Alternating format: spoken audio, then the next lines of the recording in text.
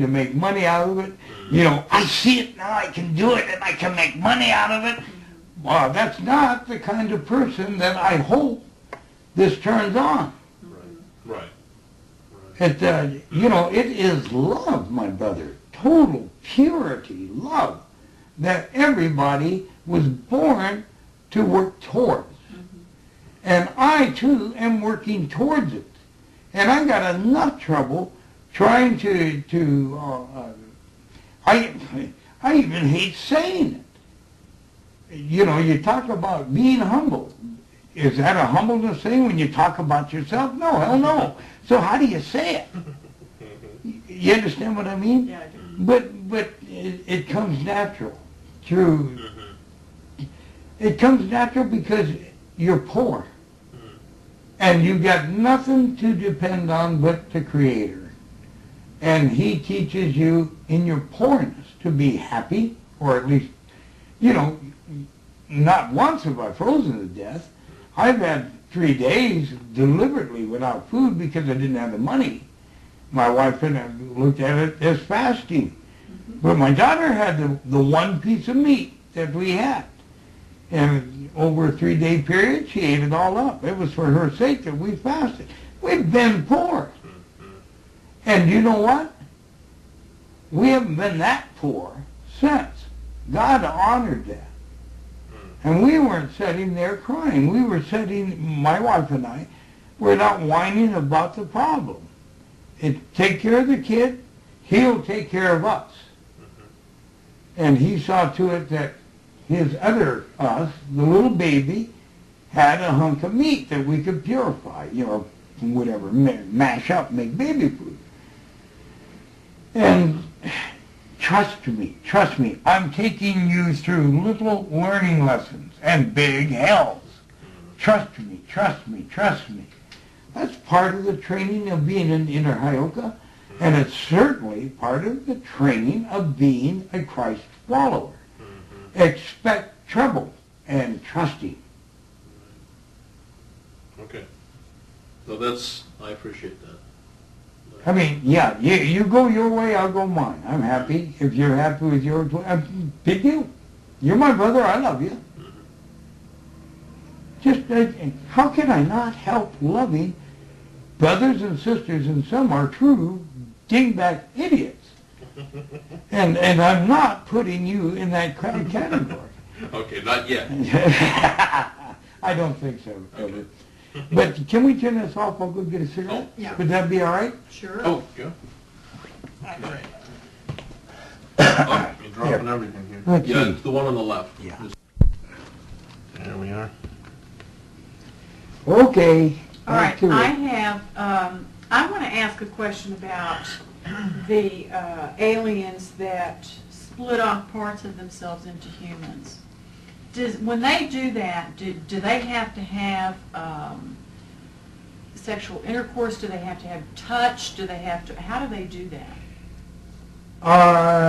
The reptilians prefer it through sex. Right. The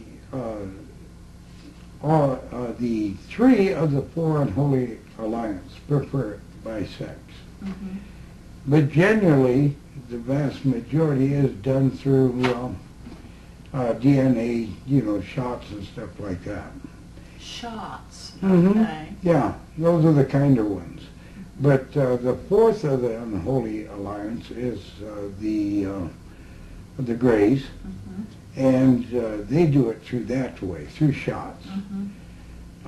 Basically, I've said it previously, what has happened is every world has, from the first world by itself, started on the second world when it grew up, and from there on in, you know, by DNAing themselves into the second world of peoples, different peoples, and them on and on and on and on.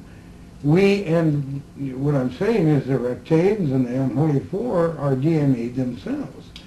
And so all of them are DNA'd. So anytime any one group, through sex or shots, DNA us, then we are receiving part of their soul. Thus we have all knowledge all the way back to the very first planet that was created, which was not Earth. Earth, again, is relatively new compared to some of these planets. Okay?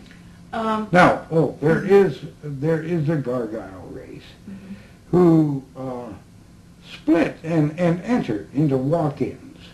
They That's literally do some walk-ins. Right.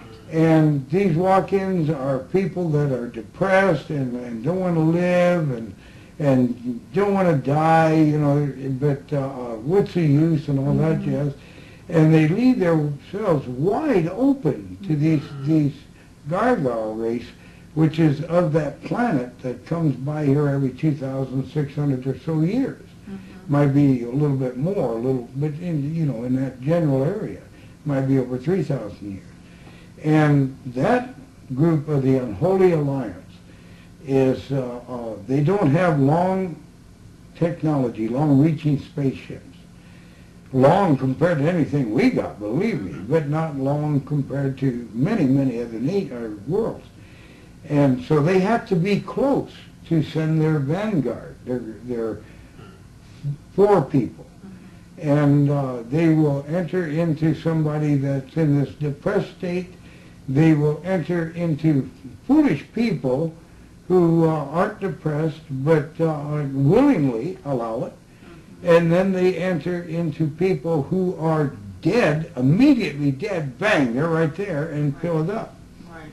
No, I've heard stories about that. Yeah. And those, when they start talking to you and start getting followers and stuff, like Melchizedek, they will split. And actually one person of these gargoyles who's in a human being body can split into, I don't have any idea how many bodies, but it easily, 30, easily.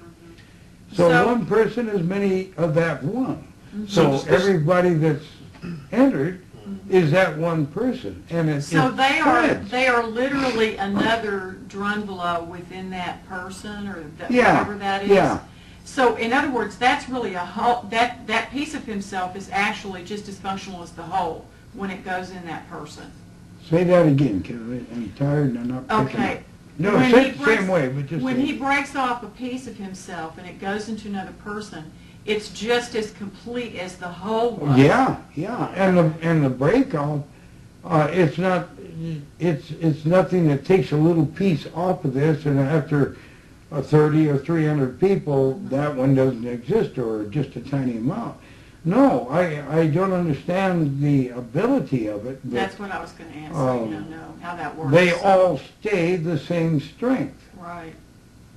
So they are very, very nasty. It's just, I guess it's a lot like a sneeze. You carry the cold and you can spread it, but you still got the cold, and that cold grows in the other. Or it's like a blood transfusion. I mean, you can give blood any number of times and you keep regenerating it. Yeah, so, there you go. Know, and you can give gallons of blood over the course of a few years, you know. So. Yeah. Is it like, I don't know if you ever heard of this movie called The Puppet Masters? No.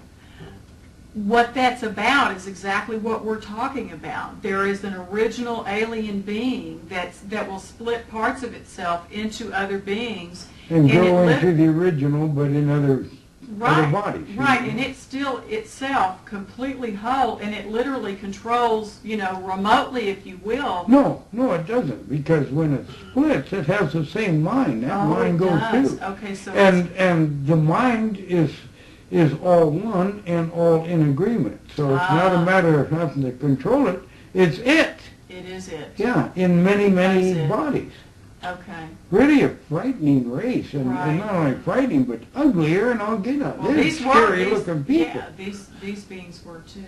Did they? So the way this thing splits and gets into people, is that something that's facilitated by things like trance states or black magic rituals? It helps. It certainly helps. I mean, I get the sense that that's a way that some stupid humans kind of evacuate their bodies. I mean, they make themselves susceptible to that kind of thing. A lot of these people who talk about guides, there's guides, all right. They're possessed. Now, they don't lose their soul. Now, the dead one doesn't even lose a soul when it enters into a dead body. That soul's gone into the heavens anyway. but it so quickly